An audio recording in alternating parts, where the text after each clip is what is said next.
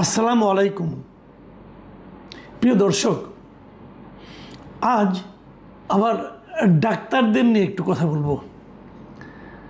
মাঝে ভেবেছিলাম যে ডাক্তারদের নিয়ে কথাটা আর বলবো না, কারণ আমার কিছু মন্তব্য নিয়ে অনেক ডাক্তাররা খুব মনক্ষুণ্ণ হয়েছেন, হইচই করেছেন।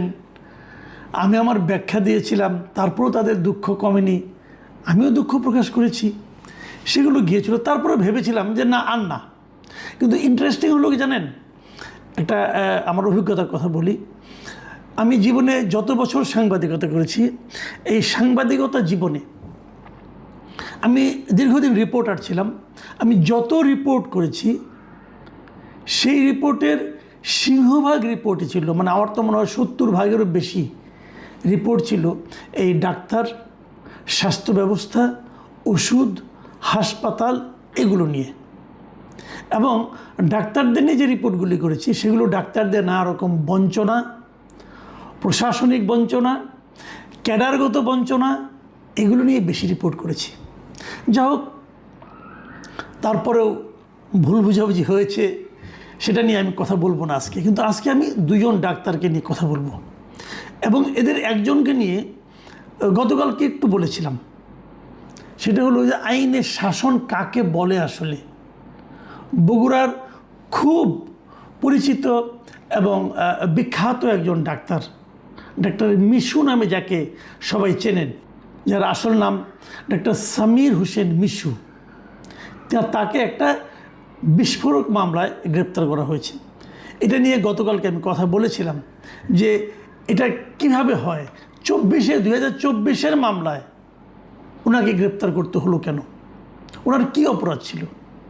সম্ভবত অপরাধ ছিল উনি আওয়ামীপন্থী একজন ডাক্তার ছিলেন। মানে ডাক্তারদের তো অনেকগুলি সংগঠন আছে, একটা বিএনপিপন্থী, জামাতপন্থী, জাসদপন্থী, মানে বামপন্থী, আবার আওয়ামীপন্থীও আছে। এবং এই অপরাধে 2024-এ সে গণ আন্দোলনের সময় যে ঘটনা প্রবাহ, সেই ঘটনা প্রবাহকে নিয়ে তার উপর মামলা করা হয়েছে। এবং তার বিরুদ্ধে অভিযোগটা কি, অভিযোগটা হলো মোহাম্মদ আরাফ নামে একজন লোক, যিনি দাবি করেছেন যে ওই বৈষম্যবিরোধী ছাত্র আন্দোলনের মিছিলে থাকার সময় অনেকে, তাদের মধ্যে শেষ হওয়ার অনেকে আহত হয়েছে, এবং আহতদের নিয়ে বগুড়ার জিয়াউর রহমান মেডিকেল কলেজ হাসপাতালে যাওয়া হয়েছে। এবং সেখানে তখন আউটডোরে এই ডাক্তার মিশু ছিলেন, এবং উনি এই আহতদের চিকিৎসা দিতে অস্বীকৃতি জ্ঞাপন করেছেন। এই জন্য তার বিরুদ্ধে এতদিন পরে তার মনে হয়েছে একটা মামলা করা দরকার, মামলা করেছেন।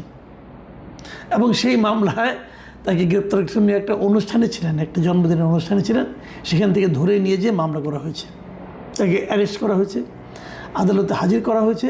আদালত জামিন দেয়নি এবং উনি এখন কারাগারে আছেন। ডাক্তার মিশু গরিবের ডাক্তার হিসেবে বগুড়ায় খুবই পরিচিত লোক। গরিবের ডাক্তার এই অর্থে, ওনার কাছে যে যদি কেউ বলে আমার টাকা নাই, উনি বিনা পয়সায় তার রোগীটাকে দেখেন, এবং ওনাকে অত্যন্ত ভালো মানুষ হিসেবে সবাই চেনেন। এখন তাকে ধরে নেওয়া যাওয়া হলো, কোনো ডাক্তার কিন্তু প্রতিবাদ করেনি। Very interesting. এই যে ডাক্তারদের এত এত সংগঠনে এত এত বড় বড় নেতা টেতা আছেন, কেউ প্রতিবাদ করেনি, কেউ একটা মিছিল করেনি। আমার বিরুদ্ধে কিন্তু মিছিল হয়েছিল, আমার বিরুদ্ধে মানববন্ধন হয়েছিল। ঠিক আছে, আমি খারাপ লোক, ডাক্তার মিশুর তো আপনাদের প্রফেশনের একজন লোক, কই তার ব্যাপারে তো আপনারা মাঠে নামলেন না। একজন নেমেছে। কে নেমেছে জানেন? দেশের বাইরে প্যারিসে থাকা ডাক্তার পিনাকি ভট্টাচার্য, তিনি নেমেছেন। এবং তিনি বলেছেন যে মিশুর সঙ্গে, মিশু তার বন্ধু, এটা বলেছেন, মিশু তার খুব ক্লোজ বন্ধু। কিন্তু পাশাপাশি উনি এটাও বলেছেন মিশুর সঙ্গে তার রাজনৈতিক কোনো মিল নাই। মিশু ভিন্ন একটা রাজনীতি করে। মিশু যে রাজনীতি করেন, পিনাকি তার সম্পূর্ণ বিপরীত রাজনীতি করেন। এই জায়গায় তাদের কোনো মিল নেই। কিন্তু পিনাকি এটা নিয়ে দুইটা পোস্ট দিয়েছেন তার ভেরিফাইড ফেসবুক পেজে, এবং সেখানে উনি বলেছেন যে মিশু কীভাবে অন্যায়ের শিকার হয়েছেন, ষড়যন্ত্রের শিকার হয়েছেন, এবং তাকে মিথ্যা মামলা করা হয়েছে। তার কাছে টাকা চাওয়া হয়েছিল, টাকা দেননি বলে ওনার বিরুদ্ধে মামলা করা হয়েছে। এবং পিনাকির পোস্টগুলো আপনারা পড়তে পারেন। দেখেন, ডাক্তার পিনাকির সঙ্গে কিন্তু আমার বহু বাহাস হয়েছে, বিভিন্ন বিষয় নিয়ে আমার সঙ্গে তার তর্ক হয়েছে। মানে উনি ওনার মতো বলেছেন, আমি তার জবাব দিয়েছি, এবং এগুলোর মধ্যে কিছু অশালীন শব্দ উনি তো প্রায়ই ব্যবহার করেন, আমার সম্বন্ধে উনি উচ্চারণও করেছেন। কিন্তু আমি কিন্তু সবসময় বলেছি ওনার ব্যাপার কিন্তু আমার কোনো ক্ষোভ নাই ভাই, যার যা মনে হবে সে তা বলবে, তার চিন্তার কথা বলবে, সবার তো প্রকাশভঙ্গি একরকম হবে না। কিন্তু আমি এই জায়গাটাতে এই মিশুকে নিয়ে, ডাক্তার মিশুকে নিয়ে, ওনার বন্ধু মিশুকে নিয়ে পিনাকি ভট্টাচার্যের বিশাল দুইটা পোস্ট আমি পড়েছি, এবং আমার কাছে ওনার জন্য মনে হয়েছে যে এই ফিলিংসটা আর কোনো ডাক্তারের মধ্যে কেন আসলো না? আমাদের ডাক্তারদের কি বিবেক বুদ্ধির লোপ পেয়ে গেছে? ওনারা কি ওনাদের প্র্যাকটিস নিয়ে এত ব্যস্ত হয়ে পড়েছেন যে একটা প্রতিবাদ করতে গেলে যতটুকু সময় যাবে অতটুকু সময় ওনারা দিতে পারবেন না ওনাদের স্বজাতির একজন লোকের জন্য? আমি আসলে হতাশ হয়েছি। তবে একটা পিনাকি ভট্টাচার্যের একটা ব্যাপার নিয়ে আমার একটা আপত্তি আছে, সেটা হলো দেখেন উনি যেটা বলেছেন যে ওনাকে একটা ভুয়া মামলায় জড়ানো হয়েছে। আমি পিনাকি বাবুকে জিজ্ঞাসা করি, জানতে চাই, ভাই এই ধরনের মামলা কি বাংলাদেশে এটাই প্রথম? এটাই প্রথম না, এ ধরনের মামলা হাজার হাজার আছে। সেই মামলাগুলি নিয়ে আপনি কিছু বলেন। আপনার বন্ধু যদি ধরা না পড়তো তাহলে তো এই কথাগুলি আপনি বলতেন না। আপনি বন্ধুর জন্য বলেছেন, করেছেন, এটা কিন্তু আমি এইভাবে দেখি না। আমি দেখি আপনি একটা অন্যায়ের প্রতিবাদ করেছেন, ওই অন্যায়ের শিকার ওই লোকটা আপনার বন্ধু না হলেও কোনো সমস্যা নাই, কিন্তু আপনিও বন্ধুত্বের কারণে করেছেন, আমি হ্যাপি, কোনো সমস্যা নেই। কিন্তু আপনার মূল লক্ষ্যটা কিন্তু অন্যায়ের প্রতিবাদ করা, সেই জায়গাটা আপনি টাচ করেছেন, এই জন্য আপনাকে আমি ধন্যবাদ জানাচ্ছি। কিন্তু পাশাপাশি এটাও বলছি, এরকম সংখ্যা কত হবে বলেন আপনি? কত অসহায় নিরীহ কিছু জানে না, বোঝে না, তাদেরকে নিয়ে ঢুকে দেওয়া হয়েছে মামলায়। এবং যত মামলা এখন হচ্ছে, মানে অন্য একটা ঘটনা, সে অপরাধী হয়তো হতেও পারে, তাকে ধরেছে 2 বছর আগে একটা মামলায় ঢুকিয়ে দেওয়া হচ্ছে। এই যে পুরনো মামলায় ঢুকিয়ে দেওয়ার প্রবণতা, এটাকে কি আমরা আইনের শাসন বলবো? এবং এই আইনের যে অপশাসন, আইনের নামে যে অপশাসন, এক্ষেত্রে আমি ডাক্তার পিনাকি ভট্টাচার্যের ভূমিকা কামনা করছি, প্রত্যাশা করছি। আমি বলেছিলাম 2জন ডাক্তার নিয়ে কথা বলবো, আরেকজন ডাক্তার নিয়ে কথা বলি।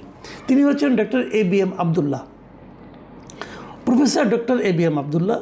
উনি এমিরেটাস প্রফেসর ছিলেন বাংলাদেশ মেডিকেল বিশ্ববিদ্যালয়ের, এবং সেটা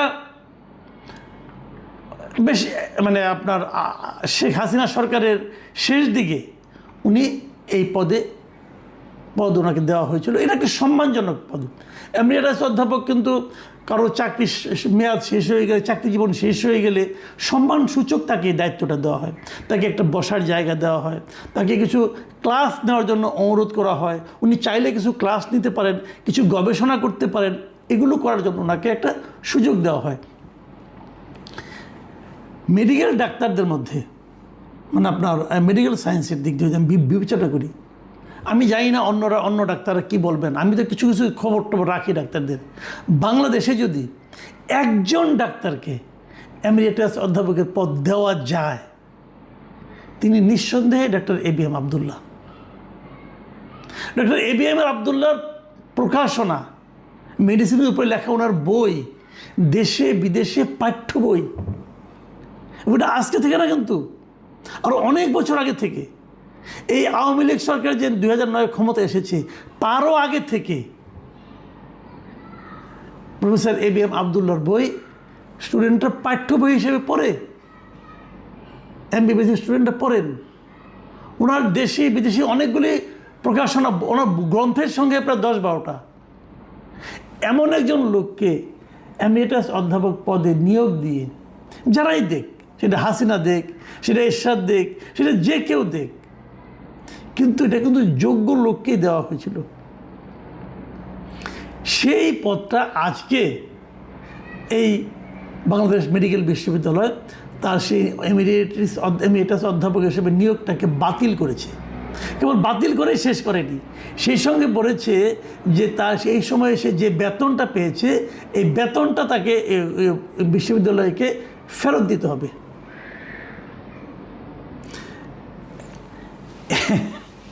এ নিয়ে প্রফেসর আবদুল্লাহর একটা প্রতিক্রিয়াও দেখলাম।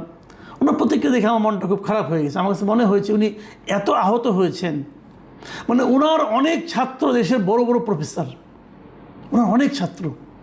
এবং বিশ্বাস করেন, আমি এ যাবৎকালে কখনো কোনো দিন প্রফেসর ABM আবদুল্লাহর ব্যাপারে কোনো নেতিবাচক কথা আমি কোনো চিকিৎসক কিংবা অন্য কারো মুখে শুনিনি, এ পর্যন্ত শুনিনি ভাই।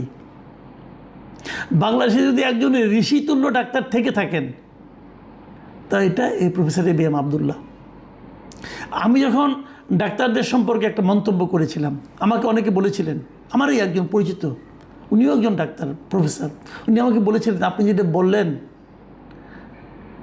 আপনার কাছে গিয়ে এটা বলার সময় একবার প্রফেসর ABM আবদুল্লাহর চেহারাটা মনে ভাসেনি।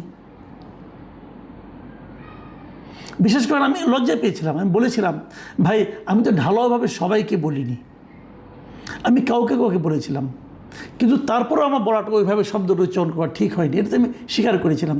কিন্তু পাশাপাশি আমি এটাও বলেছিলাম, দেখুন প্রফেসর ABM আবদুল্লাহ হলো উদাহরণযোগ্য একজন মানুষ।